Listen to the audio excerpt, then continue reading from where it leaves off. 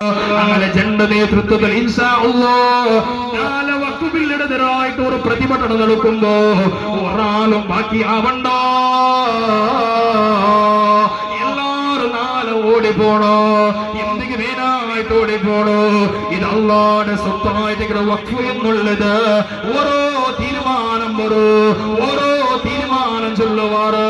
ബാബാര് പള്ളി വിളിച്ചപ്പാ എല്ലാം ഉണ്ടാതിച്ചില്ലേ,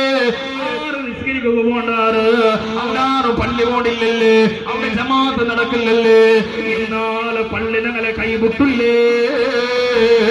ഇനി ഭാരതത്തിലുള്ളതായ വഖഫ് സ്വത്തുകൾ ഞങ്ങൾ റെഡിയാവണോ, ആ പ്രതിഭടനം ഞങ്ങൾ ഭംഗിയാവണോ.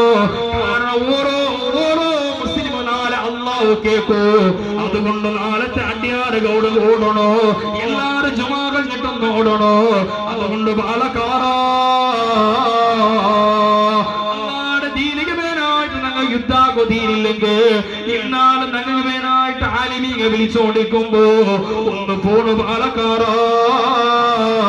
അങ്ങനെ സജ്ജനങ്ങളായ ഒരുപാട് മുന്നിനീങ്ങൾ ഉള്ളാറല്ലേ. എത്രയെത്ര പാലക്കാരമ്മ, എത്രയെത്ര നല്ല നല്ല പാലക്കാർ.